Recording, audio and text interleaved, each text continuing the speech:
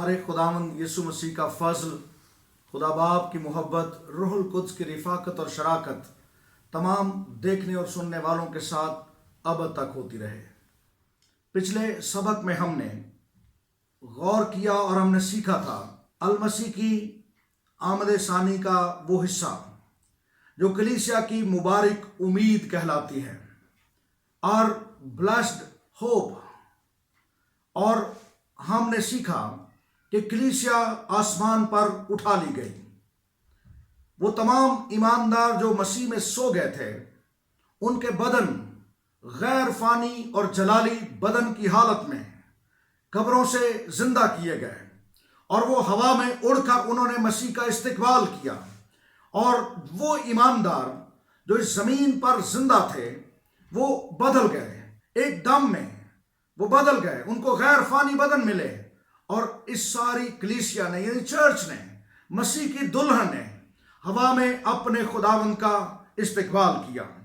आज हम इसी वाक़यात की तरतीब को आगे बढ़ाते हैं और मैं दरख्वास्त करना चाहता हूं कि हमने पिछले सबक में एक बड़ी अहम बात की थी कि व्हाट विल हैपन फर्स्ट, फिर इसके बाद क्या होगा, इसके बाद क्या होगा। हमें वाक़यात की तरतीब को बाइबल मुकद्दस के मुताबिक समझना है। इसके बाद क्या होने वाला है, जब कलीसिया आसमान पर उठा ली गई तो फिर क्या होगा। याद रहे कि मसीह का बादलों पर आना और कलीसिया के उठाए जाने का वाक़या उसकी मुबारक उम्मीद का एक खास पहला हिस्सा होगा। और बाइबल के मुफस्सरीन इस बात पर मुत्फिक हैं कि यह पहला वाक़या मसीह की पोशीदा आमद होगी। मसीह ज़ाहिरी तौर पर ज़ाहिर नहीं होगा, लोग उठा लिए जाएंगे, लोग हैरान होंगे कि मेरे करीब खड़ा शख्स उठा लिया गया और लोगों को पता नहीं चलेगा। लेकिन दूसरा हिस्सा उसकी आमद का 7 साल बड़ी मुसीबतों के बाद वो इलानिया होगा, जब वो अपनी कलीसिया के साथ कोहे जैतून पर उतरेगा और कोहे जैतून पर उतरकर मुखालिफ मसीह उसकी फौजों को अपने मुंह की फूंक से तबाह करेगा। लेकिन आज हम गौर करेंगे मसीह की इस खास बात पर, जब कलीसिया आसमान पर उठा ली गई तो फिर क्या होने वाला है। मसीह की इस पोशीदा आमद के मौका पर मैं बयान करना चाहता हूं कि सिर्फ वो मुर्दे जिंदा किए गए जो मसीह में सो गए थे। अहद अतीक के मुकद्दसीन और बड़ी मुसीबतों के शहीद इस क़यामत में शामिल नहीं होंगे, क्योंकि सिर्फ मसीह की दुल्हन आसमान पर उठाई जाएगी। आने वाले हिस्सा में हम क़यामत के मजमून पर गौर करेंगे और फिर हम सोचेंगे, जिक्र करेंगे कि क़यामतें कितनी और कब होंगी। लेकिन आज हम गौर करेंगे कि सिर्फ मसीह की दुल्हन आसमान पर उठाई गई। मेरे साथ किताब मुकद्दस को खोलिए, मुकाशफा की किताब उसके 20वें बाब की 4थी आयत। इसको हम पढ़ेंगे। इसमें यूं मरकूम है, फिर मैंने तख्त देखे और लोग उन पर बैठ गए और अदालत उनके सुपुर्द की गई और उनकी रूहों को भी देखा, जिनके सर यीशु की गवाही देने और खुदा के कलाम के सबब से काटे गए थे, जिन्होंने ना तो उस हैवान की परस्तिश की थी, ना उसके बुत की, और ना उसकी छाप अपने माथे और हाथों पर ली थी। वो जिंदा होकर 1000 बरस तक मसीह के साथ बादशाही करते रहे, और जब तक ये 1000 बरस पूरे ना हो लिए बाकी मुर्दे जिंदा ना हुए। पहली क़यामत यही है।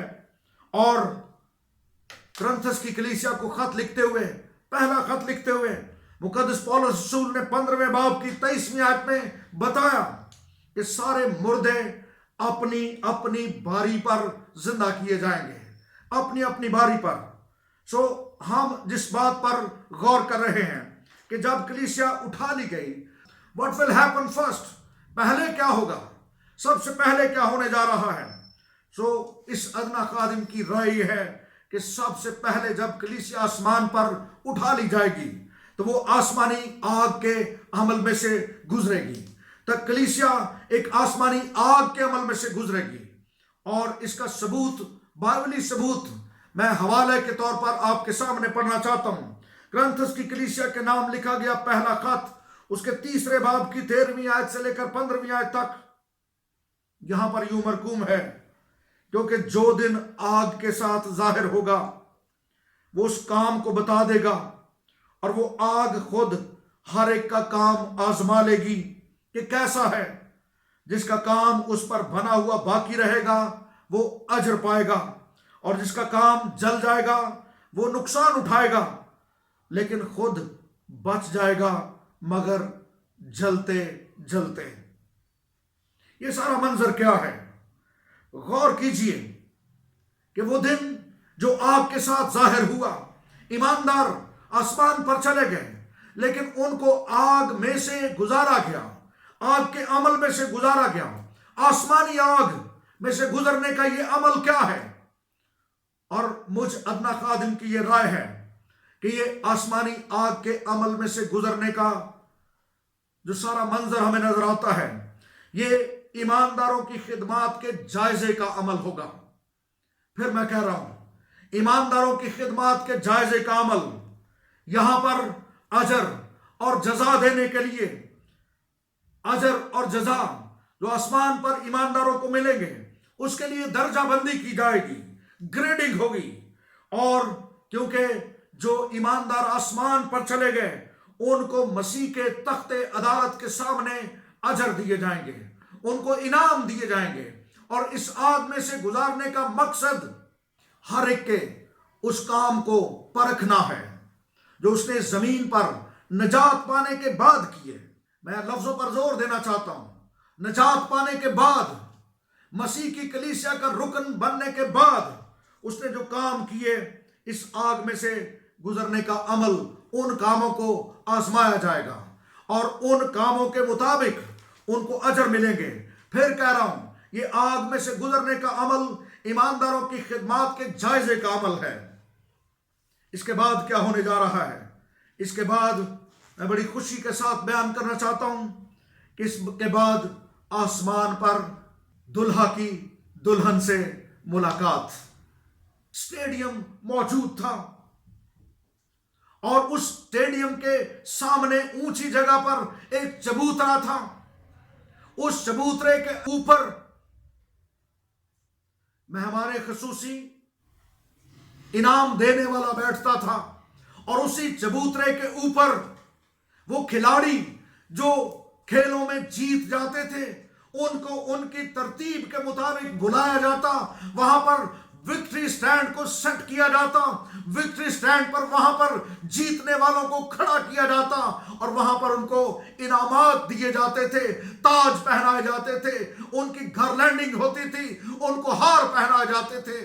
करंथस के बाहर ये स्टेडियम का ये चबूतरा बीमा कहलाता था, और वहां पर खिलाड़ियों को उनकी दर्जाबंदी के मुताबिक इनामात दिए जाते थे। याद रहे, मसीह का तख्ते अदालत ईमानदारों को इनामात देने का वक्त होगा। किताब मुकद्दस ये बयान करती है, सुनिए मैं क्या कह रहा हूं।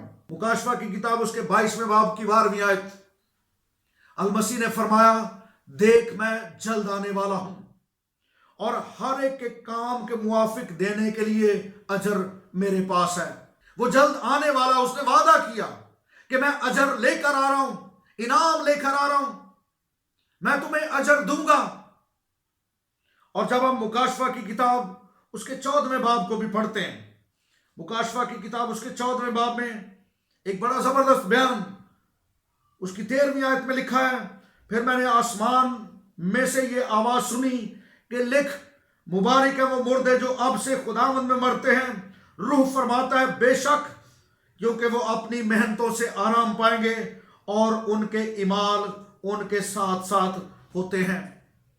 ये ईमानदारों की बात हो रही है, नजात याफ्ता लोगों की बात जो आसमान पर उठाए गए, उनके इमाल उनके साथ साथ जाते हैं। ये कौन से इमाल हैं?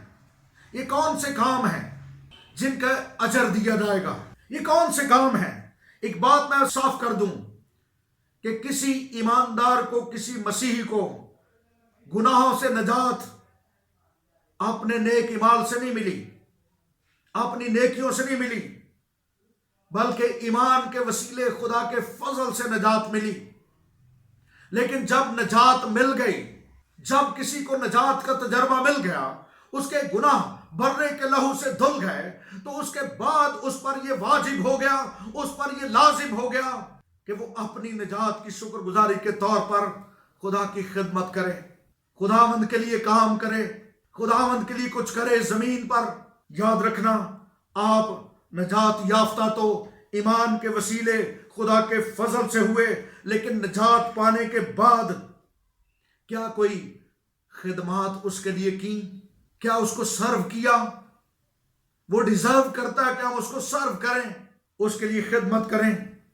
और ये काम वही है, ये इमाल वही है जो ईमानदार अपने साथ लेकर जाएंगे, और वहां पर इस बीमा के सामने, इस स्टेज पर, इस तख्ते अदालत पर उनके कामों के मुताबिक जितनी खिदमात उन्होंने मसीह के लिए की, उसी ग्रेडिंग के मुताबिक, दर्जाबंदी के मुताबिक उनको इनामात दिए जाएंगे। मैं ये नहीं कह रहा कि जब ईमानदारों को आग में से गुजारा जाएगा तो फिर वहां से अगर वो पास ना हुए तो उनको वापस फेंक दिया जाएगा जमीन पर। नहीं, हरगिज नहीं। जिसको आसमान पर उठा लिया गया वो मसीह का बंदा है, वो ईमानदार है, वो यीशु के लहू से धुला हुआ है। लेकिन जब इनामात की बारी आती है तो यहां पर हमें कुछ फर्क नजर आता है। यहां पर उनके कामों के मुताबिक उनको अजर दिए गए। कौन से काम थे? मैं थोड़ा सा इनका भी जिक्र करना चाहता हूं।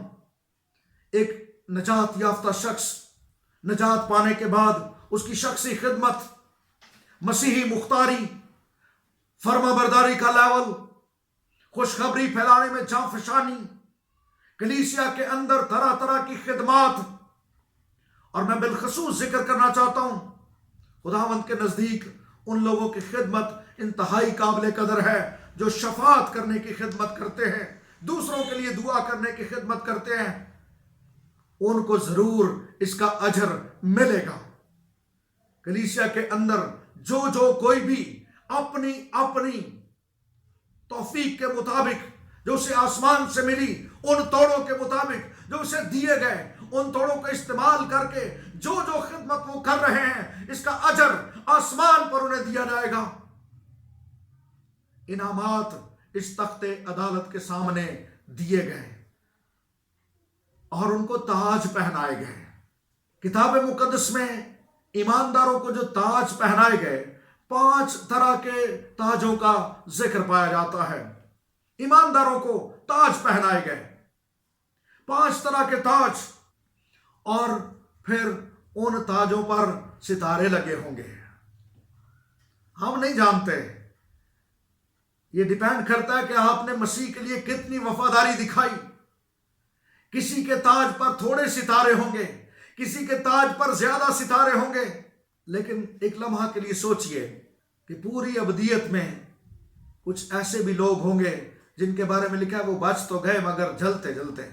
मुझे नहीं पता, मैं सारी बातें नहीं जानता, लेकिन यूं लगता है कि कुछ लोगों के ताजों पर कोई सितारे नहीं होंगे और कुछ लोगों के ताजों पर बहुत से सितारे होंगे। ये कैसा मंजर होगा। लेकिन एक बात याद रहे, जिन ईमानदारों को ताज दिए गए, दुनिया के अंदर तो ये होता है कि जब जीतने वाले खिलाड़ी को ताज दिया जाता था, मैं फिर जिक्र करना चाहता हूं क्रंथस शहर का, जब उनको ताज दिए जाते थे तो फिर वो उस ताज को पहनकर क्रंथस की गलियों में फिरते थे। लेकिन आसमान पर ऐसा नहीं होगा। और जब हमें वो ताज दिए जाएंगे, हम उनको पहनकर वहां पर सोने की सड़कों पर नहीं फिरेंगे, लोगों को दिखाते नहीं फिरेंगे। सुनिए क्या होगा।